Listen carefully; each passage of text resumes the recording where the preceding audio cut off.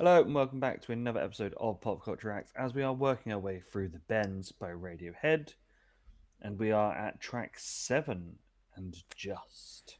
We're over halfway, aren't we? So just a factoid about Just. NME named it the number 34 on the greatest indie anthems ever list. So that does mean there's 33 greater indie anthems, but I guess it suggests it's in the upper end of things that are considered an indie anthem. I'm quite a fan of the song. I think I said it in the last video. I find it very fun, and I think where we've been in the album, and when I say fun, I'll go back to musically fun. I think where we've been in the album so far, I think this is quite a nice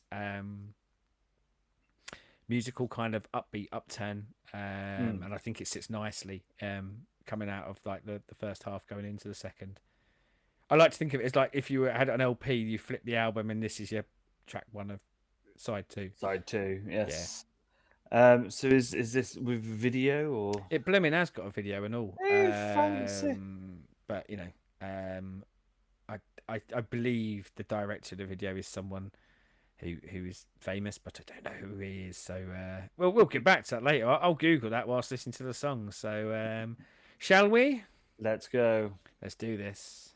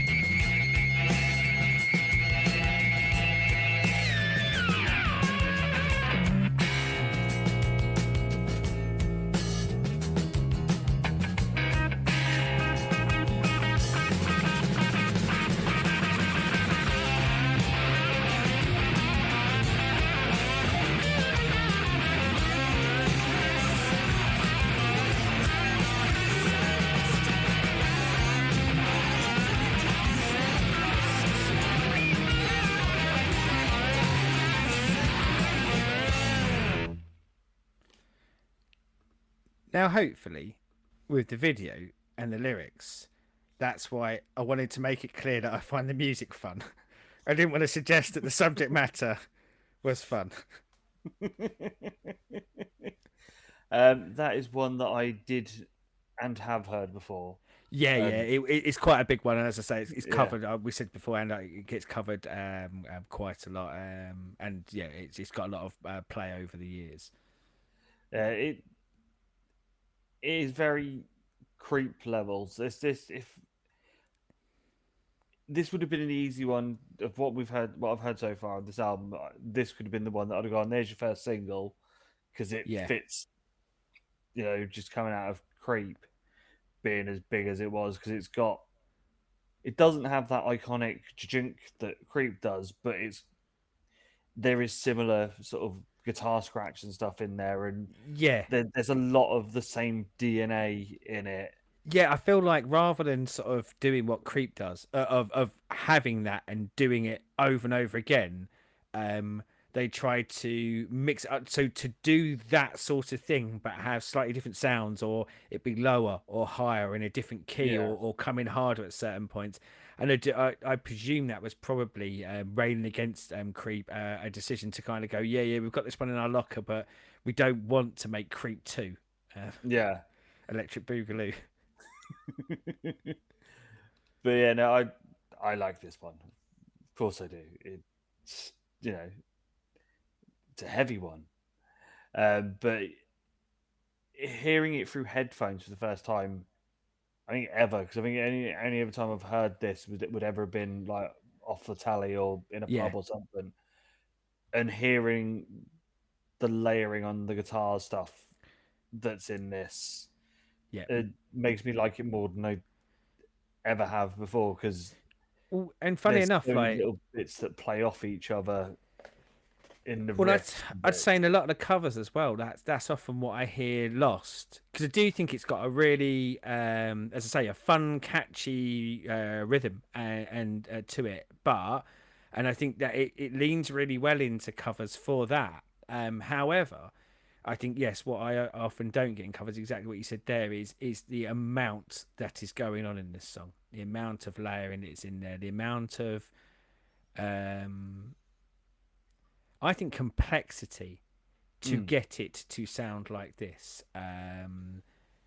I think it's phenomenal in that regard. And again, I've got the unfair advantage of knowing what they do musically going forward, and I think, but it's songs like this that probably made them such an exciting prospect for me because because of that, because it didn't feel like it was as I say one note, but as simplistic as other stuff I was probably listening to at the time. And it was these sort of songs that made me realise that they were doing something different. Whilst, albeit, as we said, the most kind of creep-esque song of this album, probably. And the one that initially sounds like it fits very snugly into British indie at the time, but doing so much more than what a lot of the other bands were. Funny enough, I think they don't get the credit, certainly at this time, that they did, or that at that time, should I say, that they deserved. But very similar to Blur for me at the time. Blur were making lots of songs that I think were quite pleasant to the audience's ear, but often the complexity and the amount of craft that was going into getting them to sound like that was oft missed, and just fits into that same category for me. And so for me, it sort of like where the Manics were at this point, coming in off Gold Against the Soul.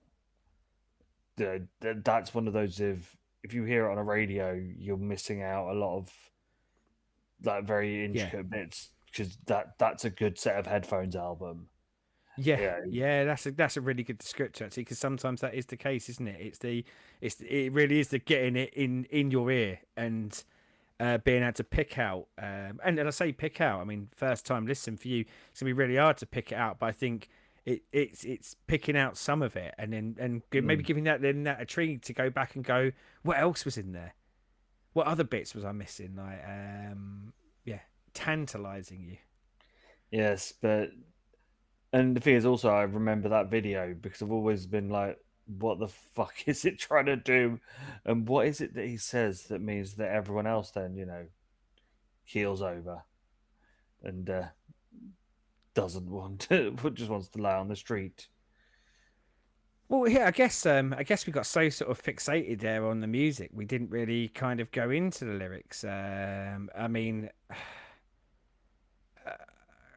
I'll use the word depression again. I think this kind of touches on depression, touches on like something that I felt was in the last track as well. That kind of self-loathing side of things, where Mm. you are maybe not so happy with yourself, and wrapping up for me in the world that we live in.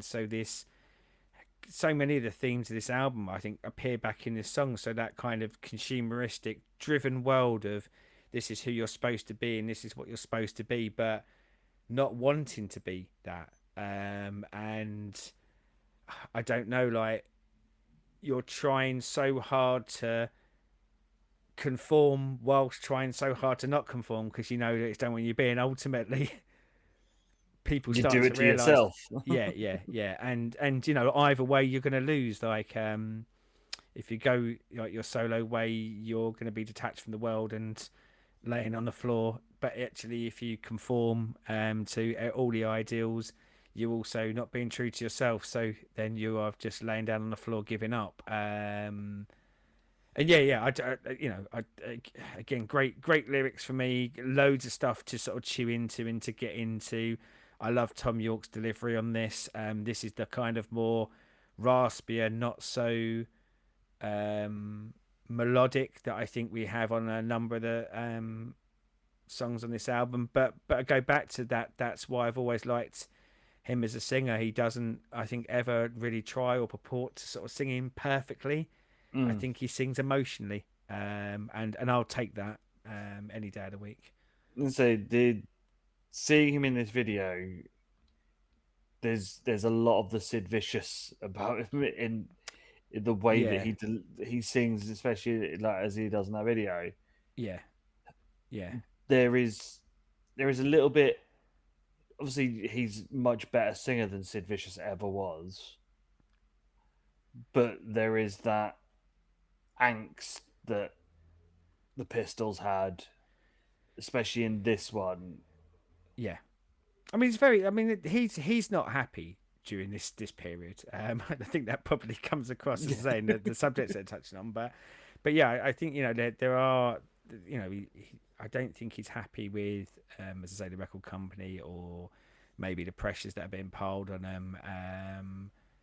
But I mean, again, I think I'll give it more of a pat on the back for that, of going, like, it brought something out. It brought some great creative endeavors out. Shame because you don't want to see someone suffering for their art, but often you find some of the best art comes from suffering, don't you? Yeah. Unfortunately. One other kind of little factoid about this is, when they were writing this, it initially started off with Tom York writing it about a person. And I believe that person has forever remained nameless, who was a bit of a dick. And so that's kind of it started. And musically, you say about like how much is in it. Tom York and Johnny Greenwood had a competition to see who could get the most chords into the song, and that's what led to a lot of the complexity. Yeah. So, what is next on our journey through the bends? So next up, we do have again another single and another one of, I think certainly from this period, they're big songs. So you may have heard it before, but it's "My Iron Lung." Name doesn't ring a bell, but I think musically, you might, when you hear it, I think you'll probably go, yeah, I've heard this before. Because I do think it would have been somewhere like along the way you'd have heard it. hmm so as always, YouTube things like, subscribe, ring bells, and all of That's my like, those subscribe things. dance. Like and subscribe dance. And as always, comments down there on what you are thinking of the album as a whole, this song, and our journey through the bends. And until next time, goodbye. Bye bye.